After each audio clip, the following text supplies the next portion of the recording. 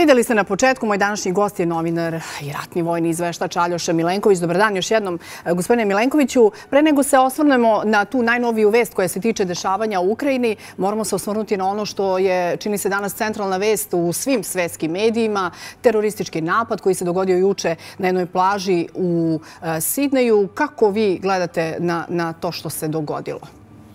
Ono što rekoh malo pre nego što je počela emisija, ja nisam začin C da se mešam u sve i da znam apsolutno sve. Tako da znam samo nešto malo površno iz medija šta se desilo tamo. Jel vas iznenađuje ovo kada se dogodi? Ne iznenađuje me. Mislim, mi živimo u takvom svetu poslednjih, ajde da kažemo, od 2000-te, kada je bilo bombardovanje, da li beše 2000-2001, stao mi mozak, kada je bio na 11. septembar. Prosto živimo u takvom svetu gde je to postalo, nažalost, normalizovano. Ono što nije normalizovano, to je da nisu sve žrtve iste, da nisu svi mrtvi isti. Naprimer, ceo svet, očigledno diktiran zapadnim narativom, će plakati nad stvarno i realno tužnom sudbinom ljudi, nevinih ljudi koji su pobijeni na toj Bondi plaži, kako se ona valjda zove. Međutim, interesantno je da neće biti u celom svetu, u tom istom svetu neće biti ista količina žalosti ili posvećene pažnje, na primjer, bombaškom napadu, lupiću sada u Mumbaiju, gde je poginulo, na primjer, 100 ljudi, ili u Pakistanu, u Lahoreu i tako dalje. Kao da su jedne žrtve bitnije od drugih žrtava. Kao da su nečiji ljudski životi značajniji od ljudskih života nekog drugog. I to je ono što je, ajde da kažem, s jedne strane izuzetno tužno i razočaravajuće, s druge strane nešto na što smo takođe nasilno navikavani i privikavani poslednjih mnogo godina, 25 godina. Nikad neću zaboraviti situaciju, recimo, kada su pre dosta godina bile neke velike poplave u Bosni i Hercegovini, kada je mnogo ljudi izginulo, da zapadni mediji o tome skoro nisu ni izvestili, nije ih interesovalo.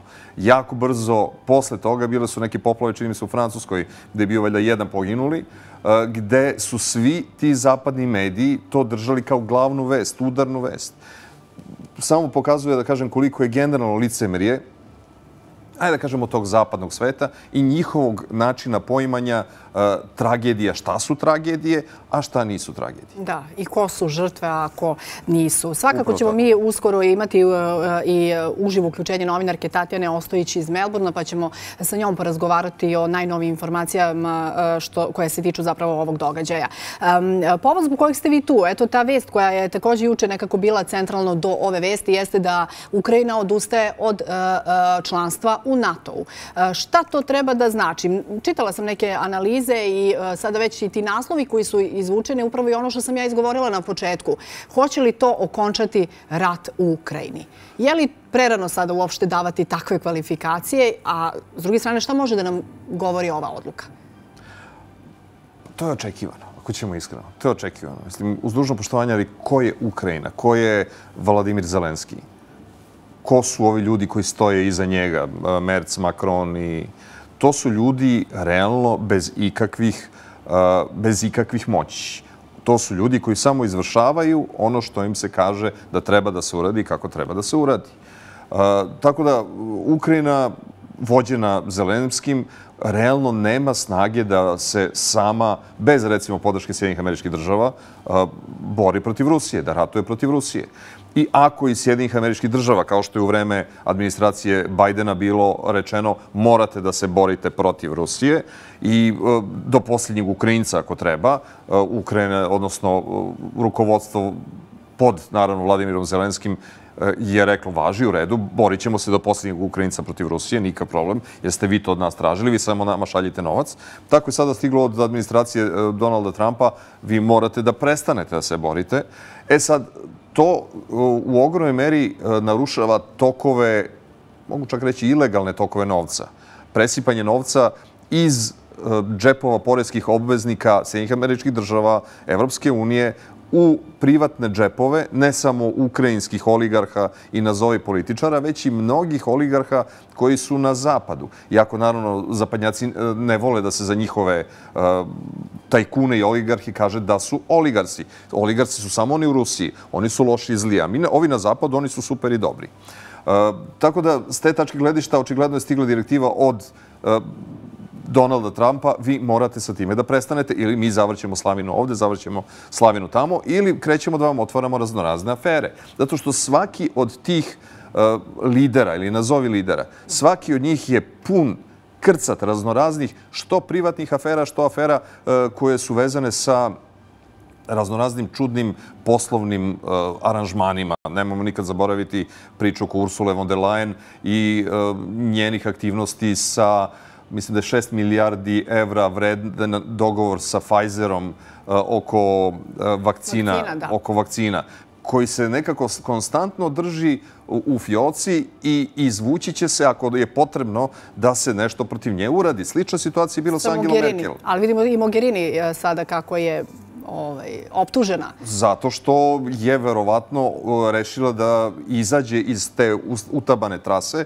i rešila da krene nekim drugim putem. I pošto je krenula drugim putem, zato je iz fioke izvučeno što se ima protiv nje. Pa nemojmo nikad zaboraviti scenu, to je verovatno neprijatno, čak i reći, ali to smo svi gledali. Kada Makrona šamara njegova žena na izlazu iz aviona, da su kamere to snimile. Pa, očigledno tu nešto nije u redu, to nije nešto dobro. Zamislite da Donalda Trumpa šamara Melania Trump na silasku iz aviona. Ili da, recimo, nekog drugog lidera, tako.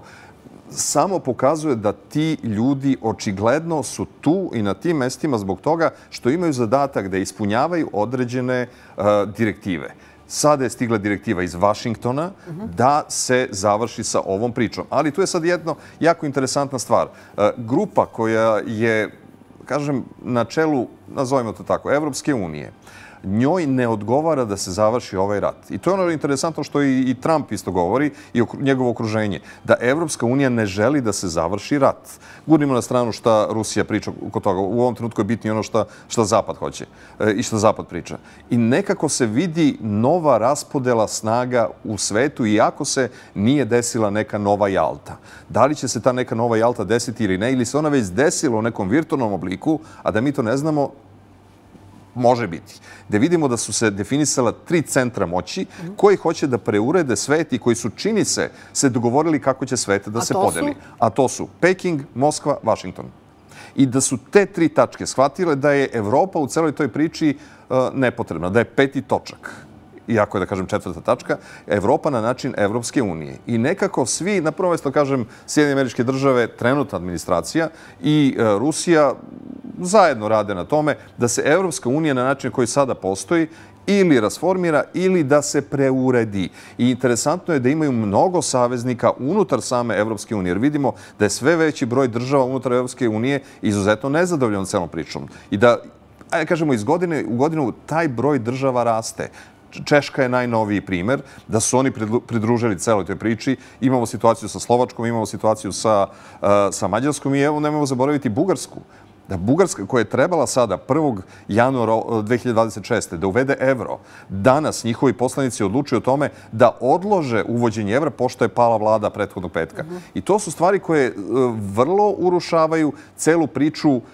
Neki zovu, kako beše, Sovjetska Evropska unija, odnosno Evropska unija, kako neki drugi zovu. Tako da u celoj toj priči očigledno da je neka vrlo velika sad borba tih centara moći.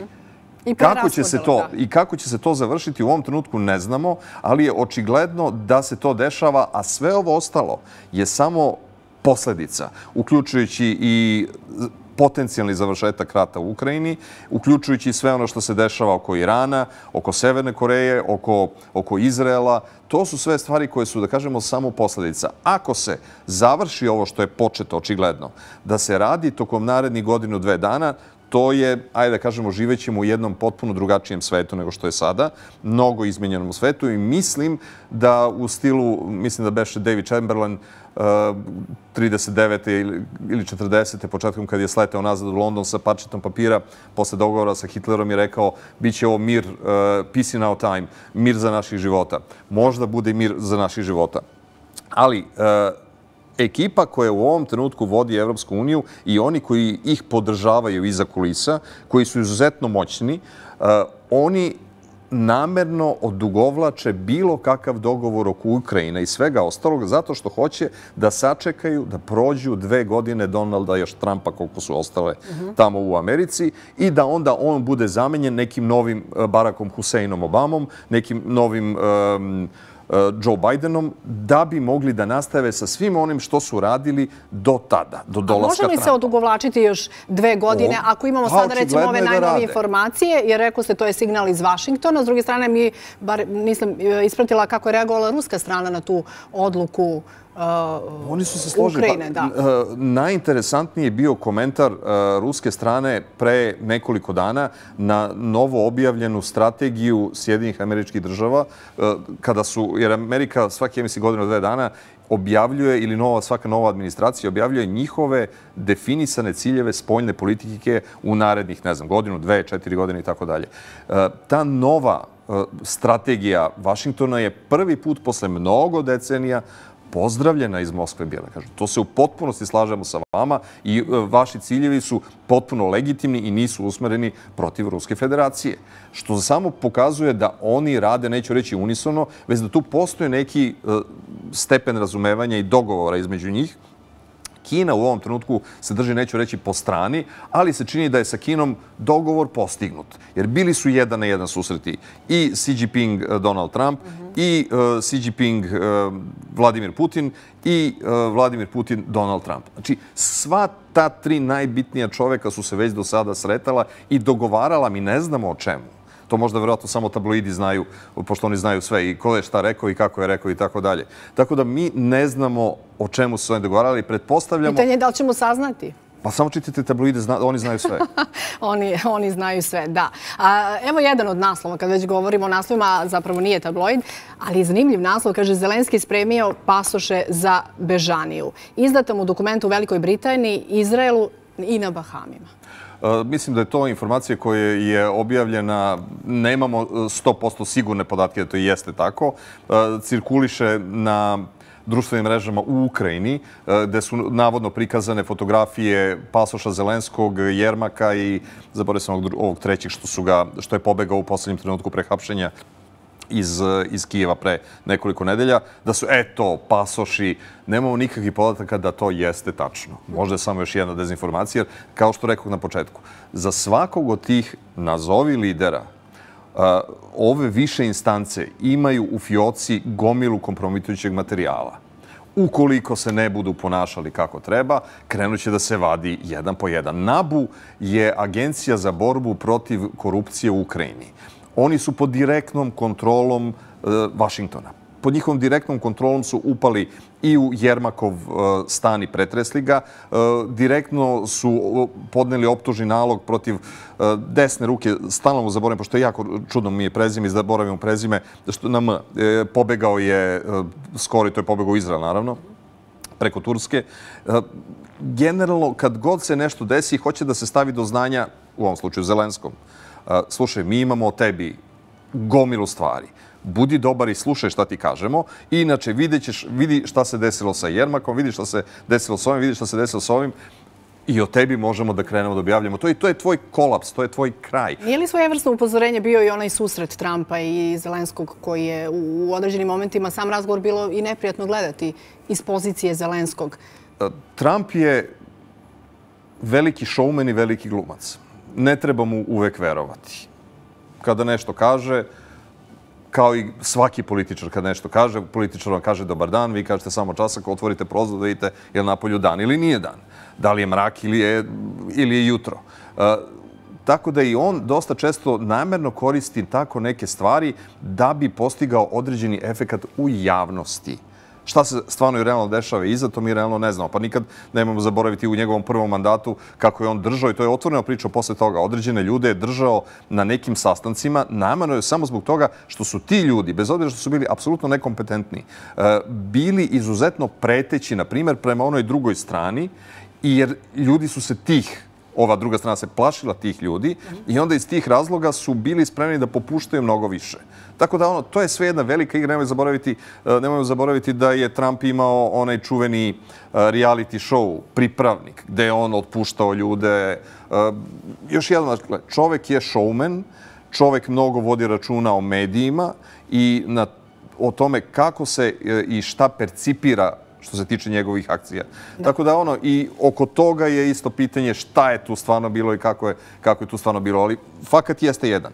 3 tačke se formiraju nove, 3 centra moći koji hoće da vode svet narednih x godina. Evropska unija vidi svoju slamku spasa u čekanju i odlaganju završetka Ukrajinskog rata tako što će da Trumpu istekne vreme i da Trump bude zamenjen nekom drugom liberalnom opcijom, što je malo verovatno, i zato što J.D. Vance već sada otvoreno se priča da će biti jedan od najboljih američkih predsjednika u budućnosti. To ne znači ništa, ali jednostavno pripremaju teren za njega. Da, gledam vreme, pratim, žurite. Evo, još jedno pitanje, samo za kraj, s obzirom da imamo tu novu realnost, da Ukrajina je povukla to članstvo u NATO-u. Ima li Evropa sad, shodno samo tome što ste rekli, kapacitet da garantuje bezbednost u Ukrajini? Pa i u te 2 godine, ako i toliko da li Evropa, uzvratim pitanjem, da li Evropa ima kapacitet da garantuje bezbednost sama sebi? To je dovoljno pitanje. Evo, recimo, masovno se, recimo, otkazuju novogodišnje i božićne proslave koje su u tradiciji hrišćanske Evrope. Otkazuju se masovno po zapadnoj Evropi iz 2 razloga. Jedan razlog je zato što su migranti koji su tu dovedeni od 2015. pa nadalje rekli nama to smeta. Nama smeta. To je u protivnosti naše islamske religije. To s jedne strane, a s druge strane je strah od terorističkih napada. Evropa nije u stanju da zaštiti samu sebe od te unutrašnje pretnje. Na koji način možete uopšte pomisliti da će, recimo, jedna Nemačka koja priča, mi sada gradimo najveću vojsku, najjaču vojsku na svetu, 7% nemačkih mladića je spremno da obuče uniformu i uzme oružje u ruke da brani svoju državu od spoljnog napada. Najnovije istraživanja. I ko će onda braniti tu Nemačku? Kada se uzme u obzir da dnevno preko 1000 ljudi gine na ukrajinskom ratištu. Samo možete da pomislite da 1000 Nemaca pogine dnevno na ratištu. Pa njihova bi se država urušila. Pa Amerika, između ostalog, je u Iraku napravila, da kažem, nekoliko vrlo ozbiljnih odstupanja, nazovemo tako, kada je mnogo njihovih vojnika počelo da gine, ne znam, u Faludži i tako dalje. Jednostavno, njihova društva nisu spremna za takve žrtve. Političari njihovi koji nemaju nikakav kredibilitet pričaju njihovom narodu. Pitanje je da li hoće. To je ogromna žrtva. Pričaju njihovom narodu, budite spremni na žrtve, moramo da se žrtvujemo i tako dalje. Ali ja mislim da od toga nema ništa i završi. Da. Mnogo hvala što ste izdvojili vreme za naše